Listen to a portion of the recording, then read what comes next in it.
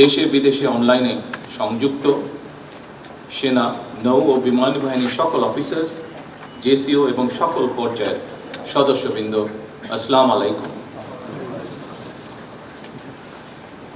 প্রতিরক্ষা এবং প্রধানমন্ত্রী হিসাবে শুধুমাত্র দায়িত্ব পালনের অংশ হিসেবেই নয়, বরং একজন গর্বিত শহীদ সেনা এবং মুক্তিযোদ্ধা পরিবারের সদস্য হিসাবে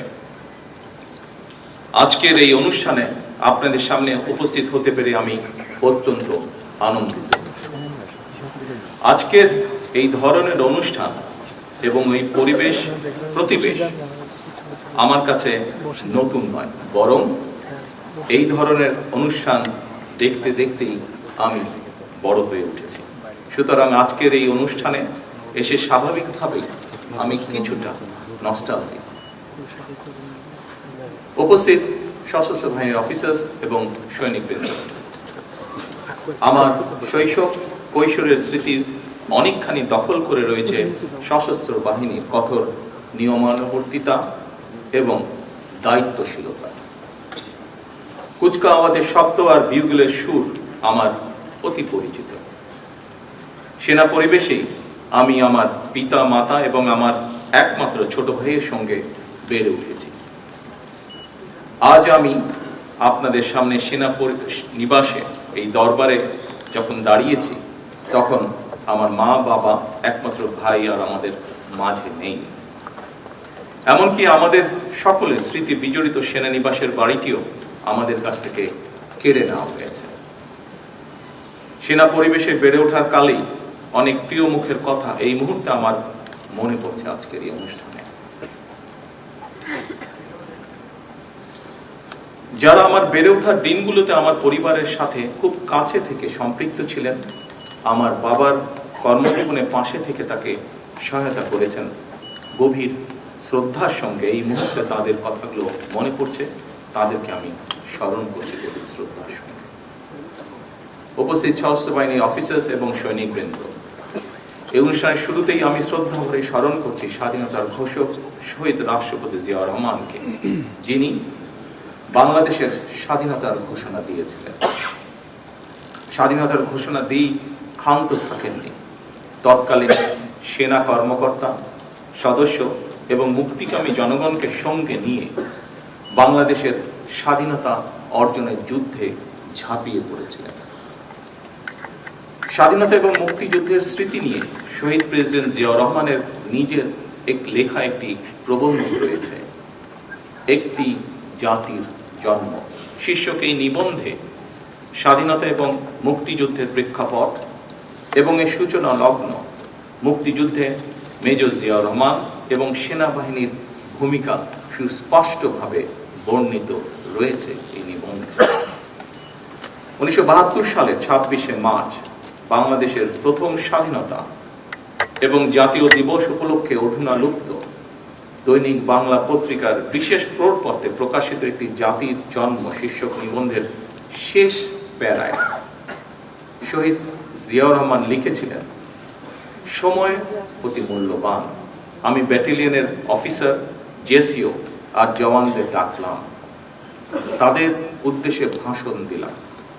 তারা সবাই জানত, আমি সংক্ষেপে সব বললাম এবং তাদের নির্দেশ দিলাম সশস্ত্র সংগ্রামে অবতীর্ণ হতে। তারা সর্বসম্মতিক্রমে হৃষ্টচিত্তে এই আদেশ মেনে নিল। আমি তাদের একটা সামরিক পরিকল্পনা দিলাম। তখন রাত 2:15, 26শে মার্চ 1971 সাল। রক্তের আখরে বাঙালির হৃদয় লেখা একটি দিন। বাংলাদেশের জনগণ চিরদিন স্মরণ রাখবে এই দিনটিকে, স্মরণ রাখবে ভালোবাসায়। এই দিনটিকে তারা কোনোদিন ভুলবে না, কোনো দিন না। স্বাধীনতার ঘোষকের লেখা একটি জাতির জন্ম নিবন্ধটি আবারও 1974 সালের তৎকালীন সাপ্তাহিক বিচিত্রায় হুবহু প্রকাশিত হয়েছিল। রক্তাঙ্গনের চাক্ষু স্মৃতি নিয়ে শহীদ জিয়ার লেখা নিবন্ধটি যখন প্রকাশিত হয়েছিল, সেই সময়টিতে প্রায় সকল মুক্তিযোদ্ধারাই ছিলেন জীবিত বা বর্তমান এবং তারা ছিলেন সেই সময় সাক্ষী। আমি মনে করি স্বাধীনতার ঘোষকের লেখা একটি জাতির জন্ম আমাদের স্বাধীনতা এবং মুক্তিযুদ্ধের ইতিহাসে এক অনন্য দলিল। উপস্থিত অফিসার্স এবং সৈনিক বৃন্দ, সামরিক, আধা সামরিক এবং বেসামরিক জনগণ, আমরা সবাই মিলে যুদ্ধ করে বাংলাদেশের স্বাধীনতা অর্জন করেছিলাম। আমি এই অনুষ্ঠানে আমাদের মহান মুক্তিযুদ্ধের বীর শহীদদের স্মরণ করছি, যাদের অসীম আত্মত্যাগে আমাদের স্বাধীন এবং সার্বভৌম আজকের এই বাংলাদেশ। দেশের স্বাধীনতা অর্জনের পরও বিভিন্ন সময় দেশের স্বার্থ বিরোধী তৎপরতা মোকাবেলা কিংবা বিদেশের মাটিতে দেশ এবং দেশের সশস্ত্র বাহিনীর গৌরব এবং মর্যাদা সমুন্নত রাখতে গিয়ে সশস্ত্র বাহিনীর যারা জীবন দিয়েছেন, যার মধ্যে পার্বত্য চট্টগ্রামে 217 জন এবং জাতিসংঘ শান্তিরক্ষা মিশনে গিয়ে এ পর্যন্ত 151 জন জীবন উৎসর্গ করেছেন, অনেকে হয়েছেন আহত। আমি তাদের আত্মদানকে কৃতজ্ঞতার সঙ্গে শ্রদ্ধা করে স্মরণ করছি। সশস্ত্র বাহিনীর উপস্থিত অফিসার্স এবং সৈনিকবৃন্দ, সশস্ত্র বাহিনী কেবল যুদ্ধকালীন প্রয়োজনে একটি অবশ্যম্ভাবী শক্তি নয়, বরং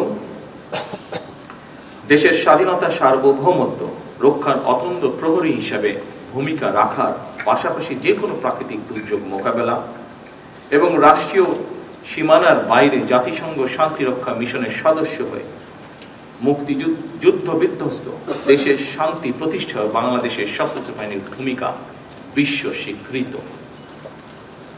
1971 সালে দেশের স্বাধীনতা অর্জনের যুদ্ধ, 1975 সালে 7ই নভেম্বরের সিপাহী জনতার ঐতিহাসিক বিপ্লব কিংবা 90-এর স্বৈরাচার বিরোধী আন্দোলনে সশস্ত্র বাহিনীর ভূমিকা দেশের স্বাধীনতা প্রিয় জনগণের কাছে ছিল অনুপ্রেরণার উৎস। 2009 সালে বিডিআর পিলখানায় পরিকল্পিত সেনা হত্যাযজ্ঞ চালিয়ে সেনাবাহিনীকে দুর্বল করে দেওয়া হয়েছিল। এরপর দীর্ঘ 1.5 দশকের শাসন শোষণের সময় দেশের সশস্ত্র বাহিনীকে বিতর্কিত করার অপচেষ্টাও চালানো হয়।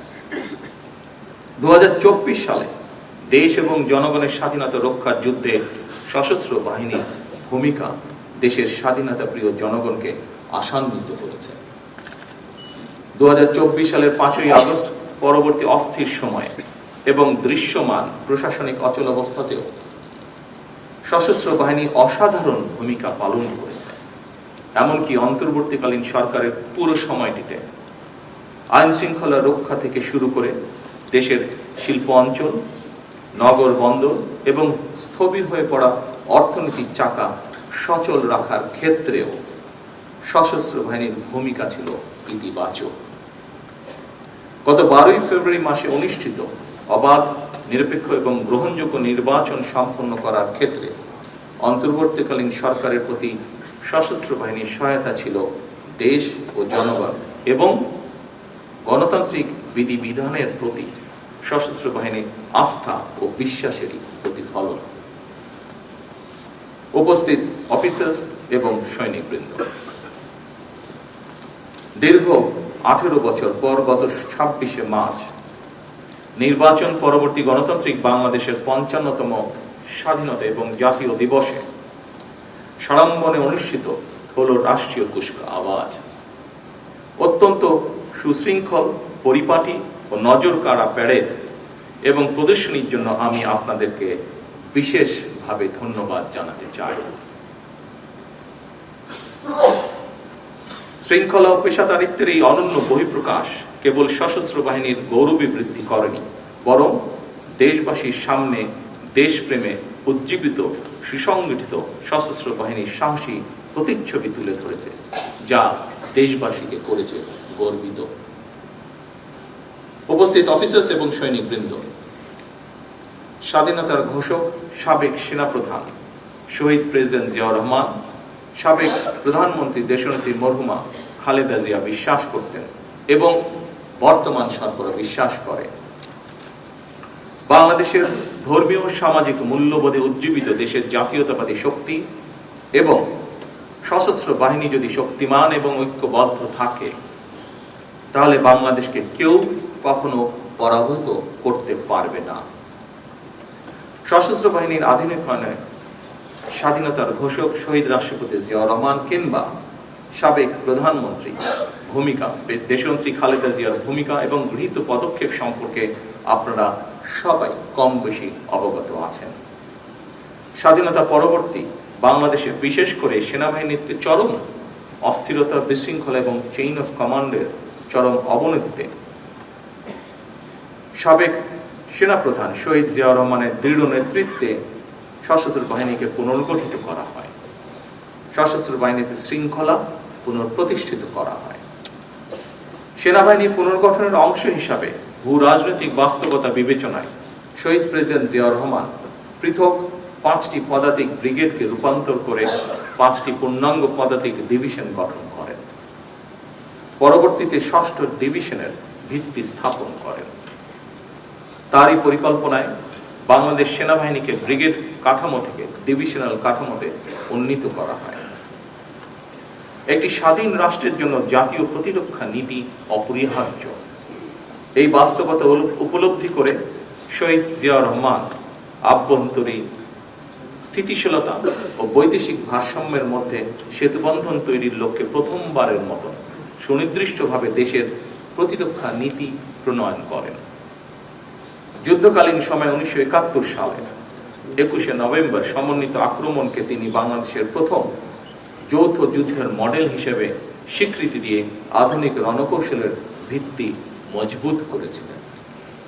তিনি সশস্ত্র বাহিনীকে কেবল একটি সামরিক শক্তি হিসাবেই দেখেননি, বরং একে নৈতিক শক্তি এবং জনগণের প্রতি ভালোবাসার এক অনন্য মাত্রায় উন্নীত করেছিলেন। সামরিক শিক্ষা ও প্রাতিষ্ঠানিক উন্নয়নে শহীদ জিয়ার অবদান অনন্য। তারই হাত ধরেই 1977 সালে প্রতিষ্ঠিত হয় defence service command and staff college. এছাড়া উন্নত সামরিক প্রশিক্ষণের জন্য স্কুল অফ ইনফেন্ট্রি অ্যান্ড ট্যাকটিক্সকে সিলেটে স্থানান্তর এবং আধুনিকায়ন করা হয়। পাশাপাশি তিনি প্রতিরক্ষা শিল্পের বিকাশ এবং গোয়েন্দা কাঠামোর পুনর্গঠন করেন। নৌবাহিনীর সক্ষমতা বৃদ্ধির জন্য তিনি 1978 সালে যুক্তরাজ্য হতে অ্যান্টি এয়ারক্রাফট সক্ষমতা সম্পন্ন ফ্রিগেট বাংলাদেশ নৌবাহিনী জাহাজ আলী হায়দার এবং 1980 সালে 4টি পেট্রোল ক্রাফট অন্তর্ভুক্ত করেন। আন্তর্জাতিক অঙ্গনেও তার দূরদর্শী পদক্ষেপের ফলে 1981 সালে কুয়েতে প্রথম বৈদেশিক মিশনের মাধ্যমে আন্তর্জাতিক অঙ্গনে বাংলাদেশ সশস্ত্র বাহিনীর কার্যক্রমের সূচনা ঘটে, যা আজ বিশ্বব্যাপী স্বীকৃত। শহীদ রাষ্ট্রপতি জিয়াউর রহমান উপলব্ধি করেছিলেন যে একটি ছোট অর্থনীতি এবং সীমিত সামরিক সম্পদের রাষ্ট্র হিসেবে বাংলাদেশ কেবল প্রচলিত সামরিক শক্তির উপর নির্ভর করে টিকে থাকতে পারবে না। তাই তিনি প্রতিরক্ষা প্রস্তুতির অংশ হিসেবে টোটাল পিপলস ওয়ার বা সর্বাত্মক গণযুদ্ধের ধারণা সামনে আনেন, যার মূল দর্শন ছিল রাষ্ট্রের প্রতিরক্ষা কেবল সশস্ত্র বাহিনীর দায়িত্ব নয়, বরং এটি গোটা জাতির সম্মিলিত দায়। তার এই দর্শন 3টি ভিত্তির উপর প্রতিষ্ঠিত: জনগণের সচেতনতা ও অংশগ্রহণ, একটি পেশাদার ও দক্ষ সশস্ত্র বাহিনী এবং একটি স্বনির্ভর প্রতিরক্ষা শিল্প। তিনি কেবল একটি সামরিক বাহিনী গড়ে তোলেননি, বরং একটি আত্মমর্যাদাশীল, শক্তিশালী এবং গণমুখী রাষ্ট্রের ভিত্তি স্থাপন করেছিলেন। উপস্থিত অফিসার্স এবং সৈনিকবৃন্দ, সশস্ত্র বাহিনীর আধুনিকরণে শহীদ জিয়া অনুসৃত নীতি পদ্ধতি খালেদা জিয়ার সরকারও অব্যাহত রেখেছিলেন। বেগম খালেদা জিয়ার নেতৃত্বে বিএনপি সরকার 1991 সাল থেকে 1996 সাল এবং 2001 সাল থেকে 2006 সময়কালে আমাদের সশস্ত্র বাহিনীর শক্তি, দক্ষতা এবং সক্ষমতা বৃদ্ধির জন্য গ্রহণ করা হয় নানামুখী পদক্ষেপ। 1991 সালে বিএনপি সরকার দায়িত্ব নেবার পর আর্ম ফোর্সেস ডিভিশন পুনর্গঠন করে তিন বাহিনীর মধ্যে সমন্বিত ভূমিকার পথ প্রশস্ত করা হয়। এই সময় সেনাবাহিনীর সক্ষমতা বৃদ্ধিতে 21টি ট্যাঙ্ক, 670টি ATGM, 105টি APS, 37 মিলিমিটার বিমান বিধ্বংসী গান সহ ইউনিট গঠন, 74টি 122 mm গান সংযোজন, আর্মি এভিয়েশনের জন্য 3টি বেল হেলিকপ্টার সহ অনেক অস্ত্র এবং সরঞ্জাম সংযোজিত হয়েছে। নৌবাহিনী সক্ষমতা বৃদ্ধির জন্য 1992 সালে 4টি মিসাইল বোট, 1994 সালে 4টি মাইন সুইপিং জাহাজ, 2002 সালে বাংলাদেশ নৌবাহিনী জাহাজ সালাম ও অগ্রদূত, 2003-4 সালে 5টি OPV, 2টি পেট্রোল ক্রাফট, 2টি টাগবোট সংযোজিত হয়। ত্রিমাত্রিক নৌবাহিনী গড়ে তোলার লক্ষ্যে 2003 সালে 4টি সাবমেরিনের সমন্বয় সাবমেরিন স্কোয়াড গঠনের নীতিগত অনুমোদন হয়, যার ধারাবাহিকতায় 2017 সালে 2টি সাবমেরিন নৌবহরে সংযুক্ত হয়েছে। যুদ্ধ জাহাজ ও টহল সক্ষমতা বৃদ্ধি, উপকূলীয় নজরদারি এবং সামগ্রিক নিরাপত্তা ব্যবস্থা উন্নয়ন এবং আন্তর্জাতিক সহযোগিতা সম্প্রসারণের মাধ্যমে বাংলাদেশের নৌবাহিনীকেও আরো শক্তিশালী ও কার্যকর বাহিনী হিসাবে গড়ে তোলা হয়েছিল। বিমান বাহিনীর শক্তি বৃদ্ধির জন্য 1991 থেকে 96 সাল এবং 2001 থেকে 2006 সালের মধ্যে 15টি Mi-17 হেলিকপ্টার, 22টি F-6 যুদ্ধ বিমান, 8টি L-39ZA যুদ্ধ বিমান, 12টি T-37B যুদ্ধ বিমান, একটি N-32 পরিবহন বিমান এবং 26টি PT-6 প্রাইমারি প্রশিক্ষণ বিমান ক্রয় করা হয়েছিল। একই সাথে বগুড়া ও মৌলভীবাজার রাডার ইউনিটের মাধ্যমে বিমান বাহিনীর রাডার নেটওয়ার্ককে করা হয়েছিল শক্তিশালী। 101 বিশেষ ফ্লাইং ইউনিট স্থাপন করা হয়েছিল, যার মাধ্যমে আকাশ সীমা পর্যবেক্ষণ ও প্রতিরক্ষা ব্যবস্থাকে করা হয়েছিল আরো শক্তিশালী। এই সমস্ত পদক্ষেপের ফলে বাংলাদেশ বিমান বাহিনী ধীরে ধীরে আরো শক্তিশালী, কার্যকর এবং জাতীয় নিরাপত্তার জন্য অপরিহার্য বাহিনী হিসেবে আত্মপ্রকাশ করেছে। উপস্থিত সশস্ত্র বাহিনীর অফিসার্স এবং সৈনিকবৃন্দ, আপনারা অবশ্যই অবগত আছেন সশস্ত্র বাহিনীকে মডার্নাইজ করার জন্য ফোর্সেস গোলের প্রাথমিক ধারণা ও কাজ 2003 সালের থেকে বেগম খালেদা জিয়ার সময় থেকেই শুরু হয়েছে। আধুনিক প্রযুক্তি নির্ভর এবং দক্ষতা বৃদ্ধির জন্য সশস্ত্র বাহিনীর সদস্যদের উন্নত প্রশিক্ষণ, সেনা সদস্যদের কল্যাণমূলক উদ্যোগ এবং নতুন ও উন্নত অস্ত্র সংযোজনের মাধ্যমে বাহিনী সমূহের সাংগঠনিক কাঠামো পুনঃসংগঠিত করা হয়েছিল। একই ধারাবাহিকতায় 2002 সালের 10ই জানুয়ারি প্রথমবারের মতো military institute of science and technology MIST সম্প্রসারণ করে বেসামরিক শিক্ষার্থীদের জন্য ভর্তির দ্বার উন্মুক্ত করা হয়েছিল। পাশাপাশি ক্যান্টনমেন্ট পাবলিক স্কুল সমূহের প্রসার, ফেনী ও জয়পুরহাট গার্লস ক্যাডেট কলেজ স্থাপন সহ অন্যান্য ক্যাডেট কলেজগুলো সমূহের সংস্করণ ও মডার্নাইজেশনের উদ্যোগ গ্রহণ করা হয়েছিল, যা শুধু সশস্ত্র বাহিনীর সাংগঠনিক শক্তি বৃদ্ধি নয়, বরং একটি জ্ঞানভিত্তিক, প্রযুক্তিমুখী, পেশাদার এবং সুসংগঠিত বাহিনী হিসাবে বাংলাদেশের গুরুত্বপূর্ণ ভূমিকা রেখেছে।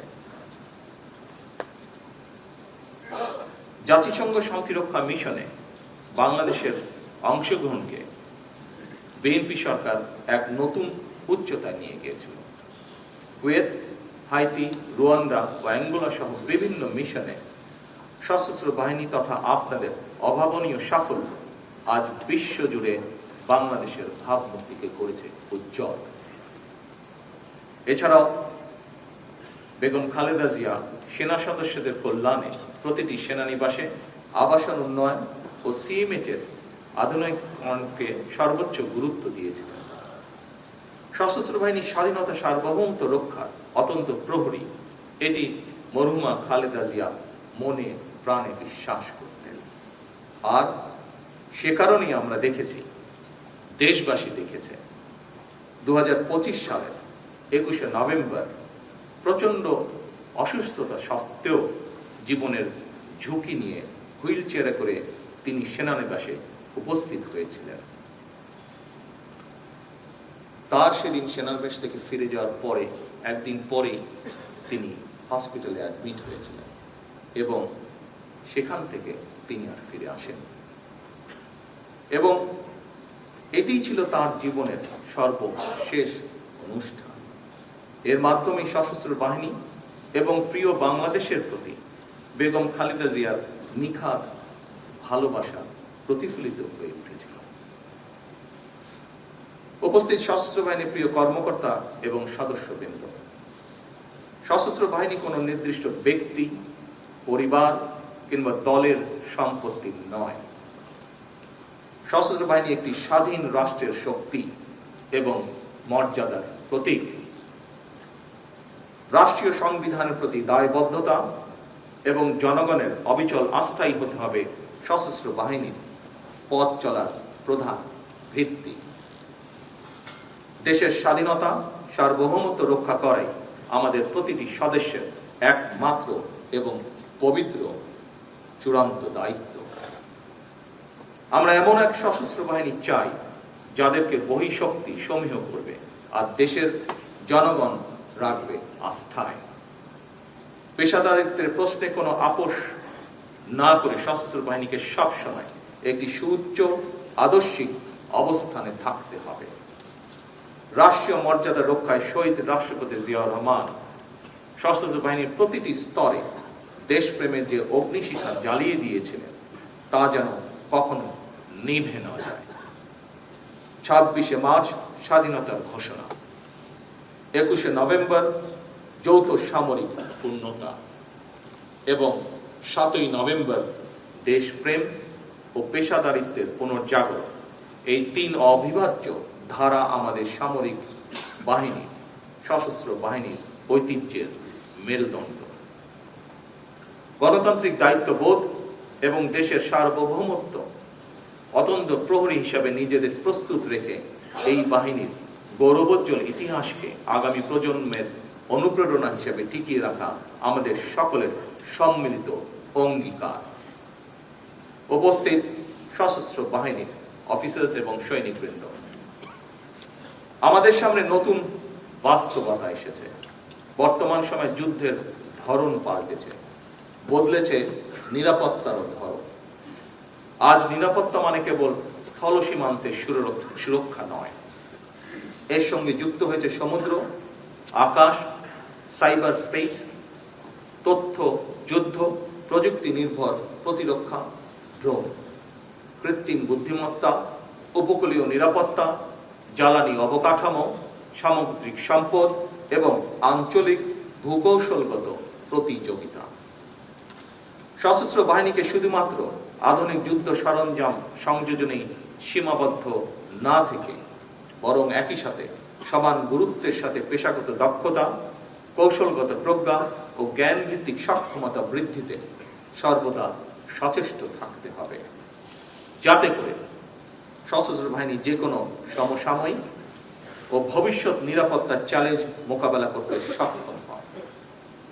এই বাস্তবতাকে সামনে রেখে সশস্ত্র বাহিনীর উন্নয়নে আমাদের সরকারের নির্বাচনী ইশতেহারে বিশেষ প্রাধান্য দেওয়া হয়েছে। শুধুমাত্র সশস্ত্র বাহিনী নয়, নির্বাচনের আগে ঘোষিত ইশতেহারে দেশের প্রতিটি সেক্টরের সংস্কার এবং উন্নয়ন, সেক্টর সকল শ্রেণী পেশার মানুষের অর্থ, সামাজিক এবং জীবনমান উন্নয়নের লক্ষ্যে সুনির্দিষ্ট নীতিমালা এবং কর্মসূচি প্রকাশ করা হয়েছিল। নারীর অর্থনৈতিক ক্ষমতা উন্নয়নে লক্ষ্যে দেশের প্রায় 4 কোটি পরিবারের নারী প্রধানের কাছে আমরা ফ্যামিলি কার্ড পৌঁছে দিতে চাই পর্যায়ক্রমিকভাবে। ক্রীড়াকে পেশা হিসেবে প্রতিষ্ঠিত করার লক্ষ্যে ক্রীড়া কার্ড এরই মধ্যে দেওয়ার কার্যক্রম শুরু হয়েছে। দেশের সকল মসজিদের ইমাম, খতিব, মুয়াজ্জিন এবং সকল ধর্মাবলম্বী ধর্মীয় প্রধানদের জন্য আর্থিক সম্মানের যে কমিটমেন্ট আমাদের ছিল, সেটির কাজও বর্তমান সরকার শুরু করেছে। দেশে অনাহত বন্যা খরা মোকাবেলা করে পানি ব্যবস্থাপনা এবং সেচ এবং বিশেষ করে কৃষি সেচ সুবিধা নিশ্চিত করার লক্ষ্যে খাল খনন কর্মসূচির কাজ এরই ভিতরে শুরু হয়েছে। এভাবেই প্রতিটি কর্মসূচি বর্তমান সরকার ইতিমধ্যে পাইলট প্রজেক্ট হিসেবে বাস্তবায়ন শুরু করে দিয়েছে আলহামদুলিল্লাহ। একটি নীতিমালার ভিত্তিতে পর্যায়ক্রমে সারা দেশে সবাই সরকার ঘোষিত এই সকল সুবিধাগুলি পাবেন ইনশাআল্লাহ। উপস্থিত সশস্ত্র বাহিনীর অফিসার্স এবং সৈনিকবৃন্দ, আগামী 14 এপ্রিল অর্থাৎ বাংলা নববর্ষের প্রথম দিন থেকে আমরা কৃষকদের জন্য কৃষক কার্ড প্রদান শুরু করতে যাচ্ছি। আমরা আশা করছি কৃষি অর্থনীতির বিকাশ এবং কৃষকদের জীবন মান উন্নয়নে কৃষক কার্ড অবশ্যই একটি গুরুত্বপূর্ণ ভূমিকা রাখবে। পর্যায়ক্রমে সারা দেশের সকল কৃষক এই সুবিধা পাবে, যা প্রায় 2,75,00,000 কৃষক, যারা সরাসরি কৃষি পেশার সাথে জড়িত। এছাড়া বর্তমান সরকার কৃষি ও মৎস্য খাতে 10,000 টাকা পর্যন্ত কৃষি ঋণ সুদ সহ মওকুফ করেছেন। এতে করে প্রায় 12 লক্ষ কৃষক সরাসরি উপকৃত হয়েছেন। বিশ্বের বিভিন্ন দেশে প্রায় 1.5 কোটি প্রবাসী বাংলাদেশী রয়েছেন। বর্তমান সরকার তাদের জন্য প্রবাসী কার্ড প্রদানের সিদ্ধান্ত গ্রহণ করেছে, যা পর্যায়ক্রমিকভাবে বাস্তবায়ন করা হবে। শুধুমাত্র আর্থ সামাজিক কর্মসূচি নয়, রাষ্ট্র মেরামতের লক্ষ্যে বিএনপি সরকার জুলাই সনদ স্বাক্ষর করেছিল। যেভাবে সনদ স্বাক্ষর করা হয়েছে, বর্তমান সরকার স্বাক্ষরিত সনদের প্রতিটি দফা যথাযথভাবে বাস্তবায়ন করতে বদ্ধপরিকর। আমাদের এসব কাজ করার উদ্দেশ্য হচ্ছে, বর্তমান সরকার বিশ্বাস করে দেশের স্বাধীনতা, সার্বভৌমত্ব নিরাপদ এবং সমন্বিত রাখতে শক্তিশালী সশস্ত্র বাহিনীর পাশাপাশি দেশের নাগরিকদের রাজনৈতিক এবং অর্থনৈতিক ক্ষমতা উন্নয়ন নিশ্চিত থাকা জরুরি। বর্তমান সরকার সশস্ত্র বাহিনীকে আরো শক্তিশালী করতে চায়। আমাদের সরকারের ভিশন হলো একটি আধুনিক, প্রযুক্তি নির্ভর এবং দ্রুত প্রতিক্রিয়াশীল সমন্বিত বাহিনী গড়ে তোলা। আমরা এমন সক্ষমতা অর্জন করতে চাই যা কেবল সীমান্ত রক্ষায় সীমাবদ্ধ থাকবে না, বরং আমাদের ক্রেডিবল ডিটারেন্স, সম্ভাব্য প্রতিপক্ষকে আমাদের উপরে আক্রমণ করার চিন্তা থেকে নিরুৎসাহিত করবে। আজ এবং আগামীর বৈশ্বিক চ্যালেঞ্জ সামনে রেখে জনস্বার্থ ও সার্বভৌমত্ব রক্ষায় আমরা প্রতিরক্ষা নীতিকে সম্পূর্ণভাবে ঢেলে সাজাতে চাই। সেনা, নৌ ও বিমান বাহিনীকে আরো দ্রুত প্রতিক্রিয়াশীল এবং সমন্বিত ক্ষমতা সম্পন্ন বাহিনী হিসাবে গড়ে তুলতে চাই। দেশের প্রতিরক্ষা ব্যবস্থাকে আমরা এমনভাবে উন্নত করতে চাই যাতে জাতীয় সার্বভৌমত্ব রক্ষায় একটি বিশ্বাসযোগ্য এবং কার্যকর প্রতিরোধ ক্ষমতা গড়ে ওঠে।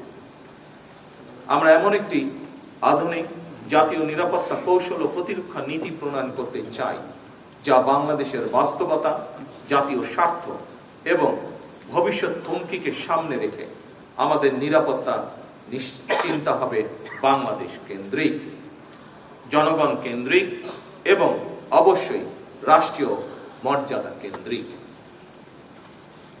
সম্মানিত উপস্থিত অফিসার্স এবং সৈনিকবৃন্দ, আপনারা নিঃসন্দেহে অবগত আছেন সশস্ত্র বাহিনীকে আধুনিকরণের জন্য ফোর্সেস গোলের প্রাথমিক ধারণা এবং কার্যক্রম 2003 সালে বেগম খালেদা জিয়ার সরকারের শাসনামলে শুরু হয়েছিল। আমাদের লক্ষ্যের কোনো পরিবর্তন হয়নি। আমরা এমন একটি সেনাবাহিনী গড়ে তুলতে চাই যা হবে স্মার্ট, প্রযুক্তি নির্ভর, দ্রুত প্রতিক্রিয়াশীল ও যুগোপযোগী, যেখানে আমাদের ফাইটিং আর্মস হবে আধুনিক, সজ্জিত ও উচ্চশিক্ষিত, ম্যানুভার সক্ষম এবং দ্রুত মোতায়েনযোগ্য। একই সঙ্গে আমাদের গোলন্দাজ শক্তিকে আরো নির্ভুল, দূরপাল্লার ও প্রযুক্তি নির্ভর এবং আকাশ প্রতিরক্ষা ব্যবস্থাকে আধুনিক, বহুমাত্রিক ও কার্যকর করে গড়ে তোলা হবে। আমরা ড্রোন টেকনোলজি, স্যাটেলাইট নজরদারি এবং ইলেকট্রনিক যুদ্ধের সক্ষমতা বৃদ্ধির মাধ্যমে আমাদের প্রতিরক্ষা ব্যবস্থাকে অবেধ্য করে গড়ে তুলতে চাই। সাইবার সক্ষমতা বৃদ্ধির মাধ্যমে বাহিনীর ডিজিটাল নিরাপত্তা ও ডেটা ইন্টিগ্রিটি নিশ্চিত করতে চাই আমরা। সেই সাথে আমরা আধুনিক ও স্মার্ট সমরাস্ত্র যুক্ত করার মাধ্যমে সেনাবাহিনীর সক্ষমতাকে অন্য উচ্চতায় আমরা নিয়ে যেতে চাই। নৌ নিরাপত্তাকে আমাদের সরকার বিশেষ গুরুত্ব দিচ্ছে। বঙ্গোপসাগর, সমুদ্র পথ, সামুদ্রিক সম্পদ, ব্লু ইকোনমি বা সুনীল অর্থনীতি, উপকূলীয় প্রতিরক্ষা এবং সামুদ্রিক যোগাযোগ নিরাপদ রাখা আমাদের সরকারের অন্যতম প্রধান জাতীয় অগ্রাধিকার।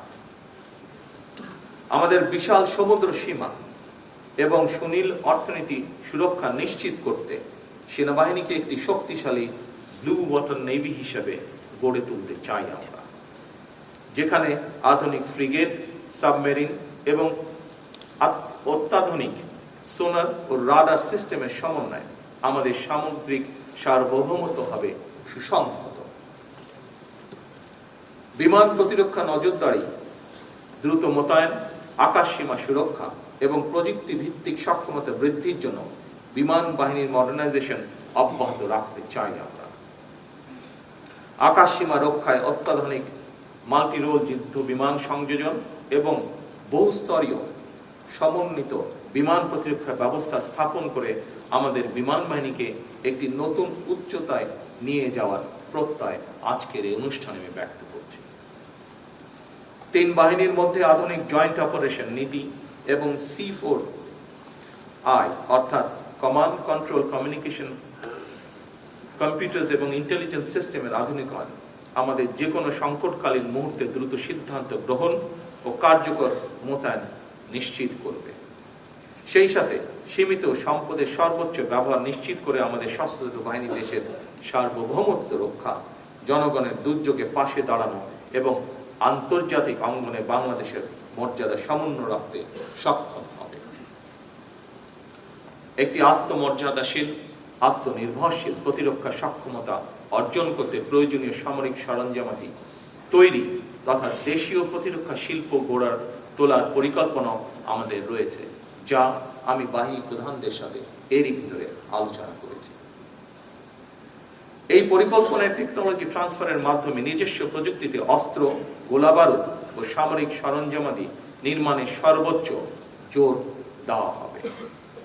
পরিকল্পনা সফল হলে এটি নিঃসন্দেহে আমাদের জাতীয় নিরাপত্তার পাশাপাশি প্রযুক্তি, কর্মসংস্থান এবং কৌশলগত স্বাধীনতাও বাড়াবে আমাদের। পরিকল্পনা বাস্তবায়ন করা গেলে আমরা আশা করি একটি অংশ নিজেরাই তৈরি করতে সক্ষম হব আমরা, ইনশাআল্লাহ। আন্তর্জাতিক অঙ্গনে আমাদের বাহিনীর গৌরবোজ্জ্বল ভাবমূর্তি বজায় রাখা হবে আমাদের অগ্রাধিকার। বিশ্ব শান্তি রক্ষায় জাতিসংঘ শান্তিরক্ষা মিশনে আমাদের যে সাফল্য রয়েছে, আগামী দিনেও আমরা সেই সাফল্যের ধারা অব্যাহত রাখবো ইনশাআল্লাহ। বহির্বিশ্বে দেশের মর্যাদা উজ্জ্বল করতে আমাদের সততা, আপনাদের সততা, শৃঙ্খলা এবং দায়িত্বশীলতা একটি শক্তিশালী কূটনৈতিক হাতিয়ার হিসেবেও কাজ করবে। বর্তমান সরকার মিলিটারি টু মিলিটারি পার্টনারশিপ উন্নয়নের মাধ্যমে আঞ্চলিক ও আন্তর্জাতিক বন্ধুত্বকে আরো সুদৃঢ় করতে চায়। নতুন প্রজন্মের সেনা সদস্যদের দেশপ্রেম, সাহস ও প্রজ্ঞাকে আমরা আধুনিক প্রযুক্তির সাথে সমন্বয় করে একটি বিশ্বমানের স্মার্ট ও পেশাদারিত্ব সশস্ত্র বাহিনী গড়ে তুলতে চাই ইনশাআল্লাহ। আজ আপনাদের সামনে আমি সশস্ত্র বাহিনী বর্তমান সরকারের কিছু পরিকল্পনা এবং পদক্ষেপের কথা বলেছি। একই সঙ্গে আমি বিগত 1.5 দশকের সময় কিছু তপ্ত ও তিক্ত বাস্তবতাকেও আপনাদের সামনে তুলে ধরতে চাই। এই সময়টিতে পিলখানায় বিডিআর সদর দপ্তরে সংগঠিত বেদনা বিধুর অধ্যায় আজও আমাদের হৃদয় এক গভীর ক্ষত হিসাবে রক্তক্ষরণ ঘটায়। সেই ট্র্যাজেডিতে আমরা আমাদের শ্রেষ্ঠ সন্তানদেরকে হারিয়েছি, যার সুষ্ঠু তদন্ত ও ন্যায় বিচার নিশ্চিত করা বর্তমান সরকারের একটি অন্যতম অঙ্গীকার। এমন বাস্তবতায় আজ আমি আপনাদের আশ্বস্ত করতে চাই, রাজনৈতিক কারণে কিংবা ন্যায় ও ন্যায্যতার ব্যত্যয় ঘটিয়ে যদি আপনাদের কারো প্রতি কোনো অবিচার করা হয়ে থাকে, বর্তমান সরকার সেটি যথানিয়মের প্রতিকার করার চেষ্টা করবে ইনশাআল্লাহ। কারণ আমরা মনে করি এটি কেবল একটি প্রশাসনিক পদক্ষেপই নয়, বরং সশস্ত্র বাহিনীর চেইন অফ কমান্ড এবং নৈতিক ভিত্তি প্রতিষ্ঠার জন্য একটি ইতিবাচক উদ্যোগ।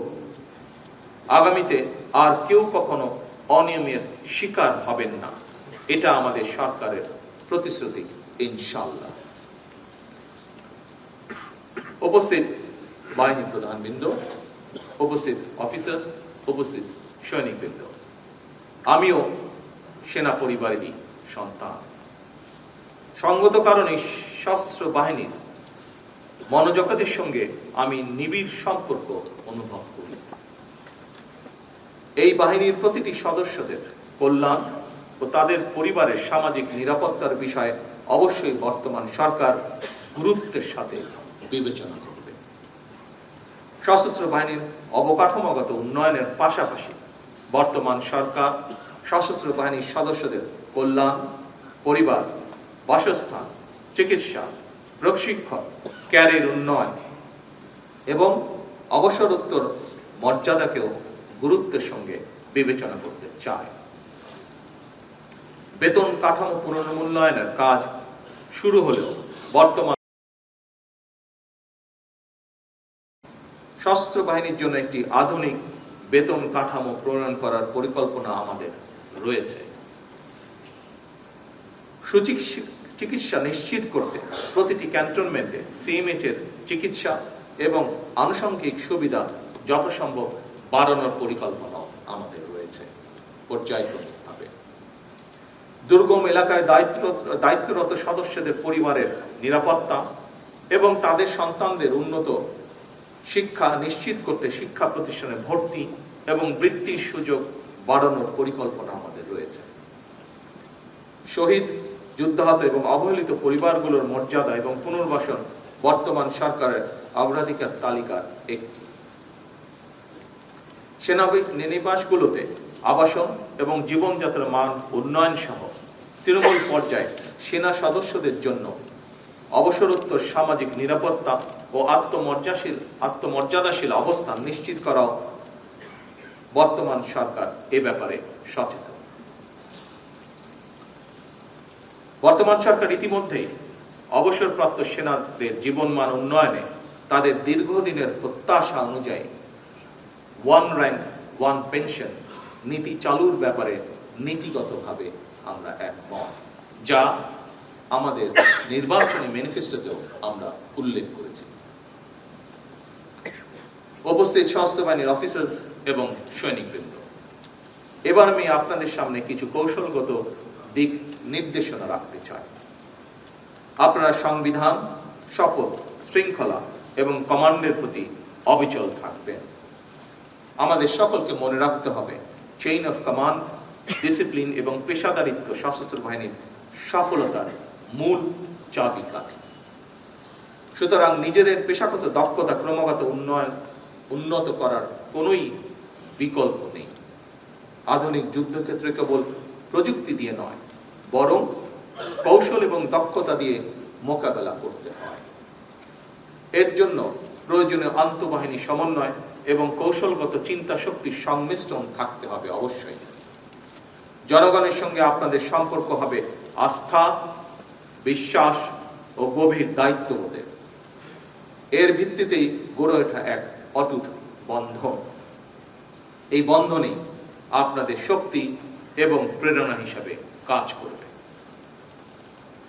আমাদের মনে রাখতে হবে, বাংলাদেশের প্রতিটি নাগরিক সশস্ত্র বাহিনীকে শুধু শেষ ভরসার আশ্রয় হিসেবেই দেখে না, বরং সাহস, দৃঢ়তা এবং নির্ভরতার প্রতীক হিসেবেও তারা আপনাদেরকে দেখে।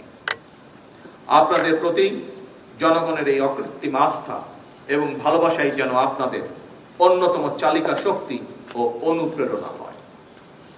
দুর্নীতি, দায়িত্বে অবহেলা, অব্যবস্থাপনা এবং ক্ষমতার অপব্যবহার থেকে নিজেকে সর্বতোভাবে বিরত রাখবেন। আমাদেরকে মনে রাখতে হবে, দেশের সম্পদ সুষ্ঠু ব্যবহার নিশ্চিত করা এবং অপচয় রোধ করা আমাদের সবার নৈতিক এবং পেশাগত দায়িত্ব।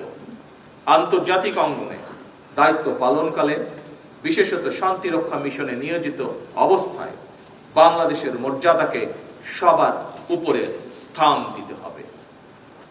কারণ আপনি সেখানে শুধুমাত্র একজন সৈনিক নন, বরং বাংলাদেশের একজন প্রতিনিধি। সেখানে উপস্থিত সশস্ত্র বাহিনীর অফিসার্স এবং সৈনিকবৃন্দ,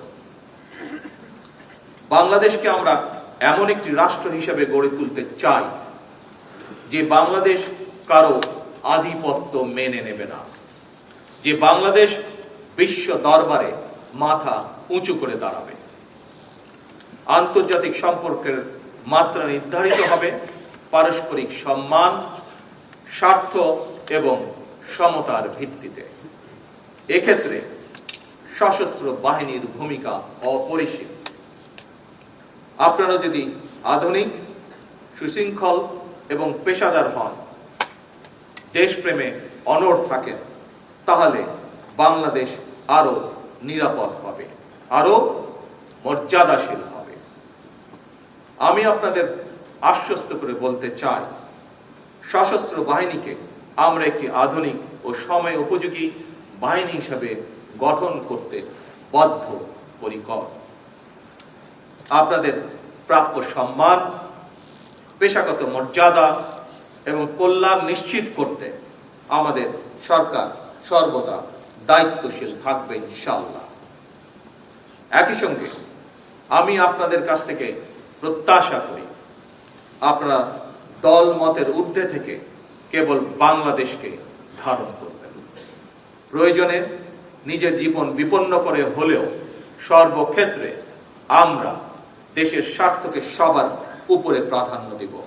আমাদের কাছে সবার আগে বাংলাদেশ। আজকের এই দরবার থেকে আমি একটি বার্তা দিতে চাই, বাংলাদেশ এগোবে শৃঙ্খলা, সক্ষমতা, আত্মমর্যাদা এবং দেশপ্রেমের শক্তিতে। আর সেই অগ্রযাত্রায় আমরা আমাদের সহযোদ্ধা হিসাবে আপনাদের গৌরবময় সশস্ত্র বাহিনীকে পাশে দেখতে চাই। সশস্ত্র বাহিনী যেই কারণে গঠিত হয়েছে, সকল কাজে আমরা সেই উদ্দেশ্যকে স্মরণ রাখব। আমাদের সম্মিলিত প্রচেষ্টায় বাংলাদেশ সশস্ত্র বাহিনী হবে ইনশাআল্লাহ বিশ্বের অন্যতম শ্রেষ্ঠ, পেশাদার, আধুনিক ও মর্যাদাপূর্ণ বাহিনী। আসুন আমরা সবাই মিলে প্রতিজ্ঞা করি, বাংলাদেশের সার্বভৌমত্ব রক্ষা করব, সংবিধানের মর্যাদা সমুন্নত রাখব, জনগণের আস্থা অটুট রাখব এবং সর্বোপরি আমরা বাংলাদেশকে ভালোবাসব কর্মে, সততায়, শপথে এবং ত্যাগে। উপস্থিত সকল অফিসার্স বৃন্দ এবং সৈনিক বৃন্দ, বাংলাদেশের সশস্ত্র বাহিনী, আপনারা এদেশেরই সন্তান। এদেশের মাটি মানুষের সঙ্গে আমার, আপনার, আমাদের সকলের বেড়ে ওঠা। সুতরাং এই মাটি ও মানুষের স্বাধীনতা এবং সার্বভৌমত্ব রক্ষা আমাদের সকলের ঈমানি দায়িত্ব। আমি গভীরভাবে উপলব্ধি করি, একজন সৈনিকের জীবন দেশের আরো ৮-১০ জন সাধারণ নাগরিকের মতো নয়, কিংবা সাধারণ একটি চাকুরি নয়। সৈনিক জীবন একটি বিশাল ত্যাগের নাম। এটি একটি পবিত্র শপথ এবং দেশের স্বার্থে প্রাণ উৎসর্গ করার এক চরম সংকল্প। সেই কাজটি আপনারা সাহসের সঙ্গে করছেন। আমি বিশ্বাস করি আমরা সকলেই যদি যে যার অবস্থান থেকে যার যার ভূমিকা নিষ্ঠার সঙ্গে পালন করি, তাহলে দেশের স্বার্থ বিরোধীরা আর বাংলাদেশকে তাবেদার রাষ্ট্রে পরিণত করতে পারবে না ইনশাআল্লাহ। আমরা যদি একটি সমৃদ্ধ এবং স্বনির্ভর দেশ গড়তে পারি, তাহলে আমরা সবাই ভালো থাকবো ইনশাআল্লাহ। সবাই মিলে ভালো থাকার জন্য একটি গণতান্ত্রিক মানবিক বাংলাদেশ প্রতিষ্ঠার লক্ষ্যেই বর্তমান সরকার কাজ করে যাচ্ছে।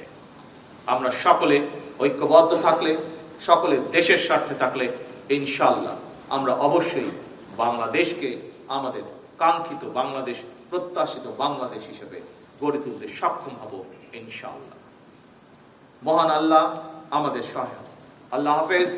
বাংলাদেশ জিন্দাবাদ।